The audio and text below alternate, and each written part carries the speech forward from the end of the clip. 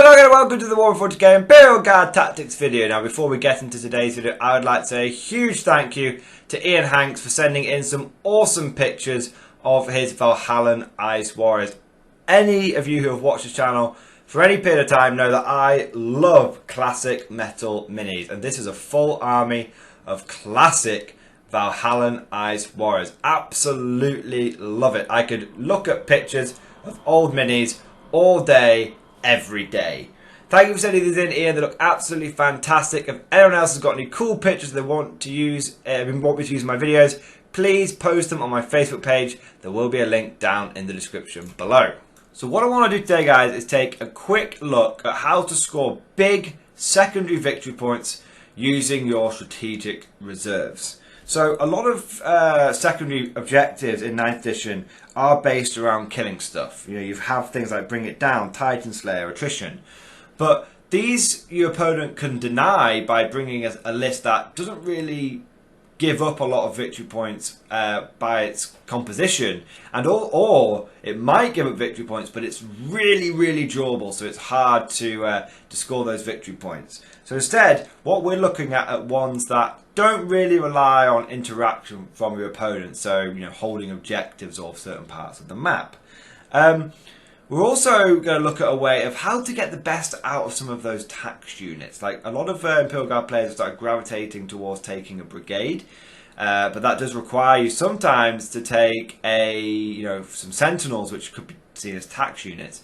And how can we make it so those sentinels aren't tax units? So less cryptic, I'll get into the objectives and sort of the purpose of this video. So one of the first ones that we're going to look at is while we stand, we fight.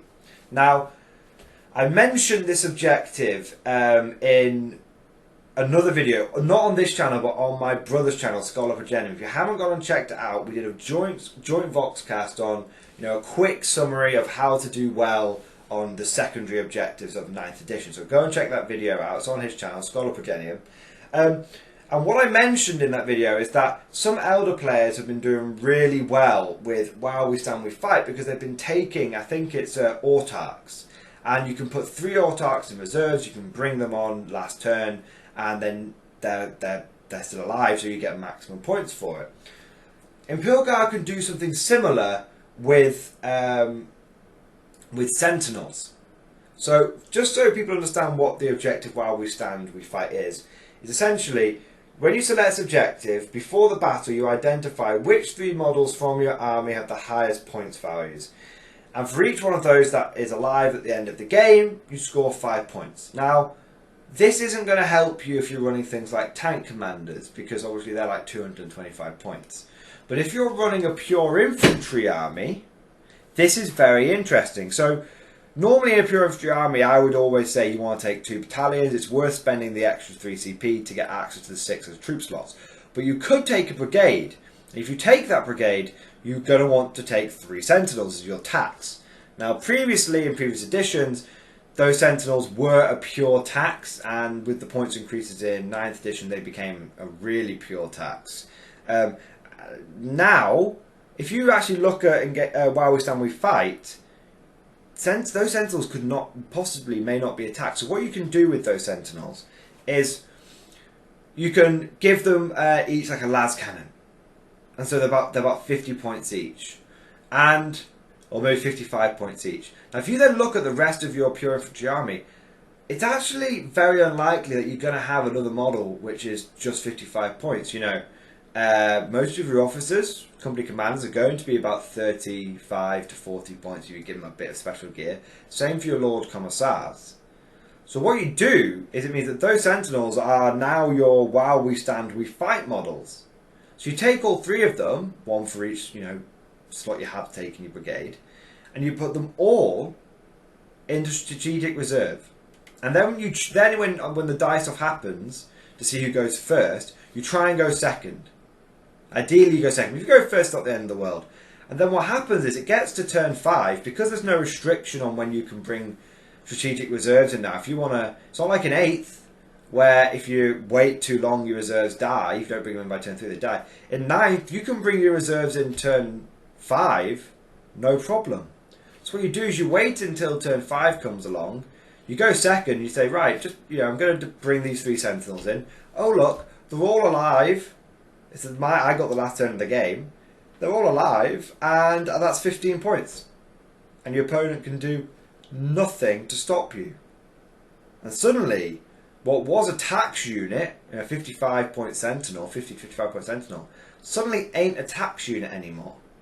Suddenly, those 3 sentinels, you spent 150-ish points to guarantee you 15 victory points. That's a really good trade-off. Now, of course, that is an army that does rely on you taking pure infantry, but I still maintain that pure infantry is probably one of the better ways of running your army in 9th edition. I know it's a bit of a horde, but it's still very, very good. It allows you to be. Pure infantry is still very good. I won't get into the detail now. So that's one way of using strategic reserves to get big points.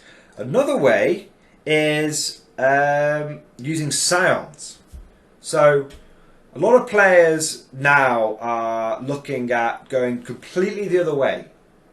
And instead of taking pure infantry, a lot of players are looking at taking as much tanks as possible. We are seeing lists which are genuinely something like, 3 squadrons of basilisks, 3 tank commanders, 3 hellhounds, and then like 3 infantry squads, something like that. Now, instead of taking those 3 infantry squads, what you could do instead is for your troops, if all your troops are going to do is just die or sit on objectives or die or something, then instead take some scions. You don't care that they're not going to get the regiment trait. And what you do is every single turn, you bring in 2 units of scions. And you bring them into your opponent's deployment zone, because armies in 9th edition are much smaller, and they also tend to be less spread out, which means, and scions have a really small footprint because they're all on 25mm bases. Really easy to bring in 3 scions, to bring in a scion squad. And if you take Linebreakers, one of your secondaries, if you read the Linebreaker one carefully, it's at the end of your turn you score 4 points if you've got 2 units in your enemy's deployment zone. End of your turn, not beginning of your next command phase, end of your turn. So guess what? In your movement phase, bring in 2 squads of scions. You don't care if they die in your opponent's turn, because every 2 units of scions that you bring in is 4 victory points. If you just take 6 units of bare bones scions, it's not very expensive. It's what, 270 points? That's guaranteed you 12 victory points. And if you manage to keep those scions alive for an extra turn, if just 1 man lives from each one of those 5-man squads, you've got yourself 15 victory points. So it's not too bad. It's pretty easy to do. It's pretty easy to do. Bringing those scions in. That's for you armoured players out there. Now, last one that I would talk about is, so we've talked about one for pure infantry armies, while we stand we fight. We've talked about one for Linebreaker for you armoured players out there who take some mandatory troops, drop some scions in, and also for you scion players out there. Let's talk about one that you can fit into a nice hybrid guard army. Repair Teleporter Homer. Now, Repair Teleporter Homer is an interesting one, because you can, essentially how it works is, you have to get a unit into your enemy's deployment zone, and then that unit has to perform an action, so they can't do anything else. But if they survive until your next command phase, so the enemy does get a chance to try and deny you, so it is a little risky, but if they survive, you gain 5 points. So you only have to repair the teleporter Homer 3 times, and you get 15 points. Now you might be saying, what's a good way of doing this? What's a good way of doing this? Well, what is a really good way of doing this is using some Grins. Now, Grins are becoming a pretty mainstay unit in many guard lists. That's because they're very, very durable. But those Grins might be really durable. But if all they're doing is, it sounds going to sound weird, but if all they're doing is like taking a hit, but not really doing much else, are you really getting the most out of them? And maybe you are, maybe you could argue you are. But one way you could consider using them is taking a squad of 5 or 6 Grins. Maybe even as few as just 3 Grins. Depends on how clever you want to be about this. 3 to 5 Grins and a platoon commander. You put them in strategic reserves. You outflank them into your enemy's deployment zone. guess what?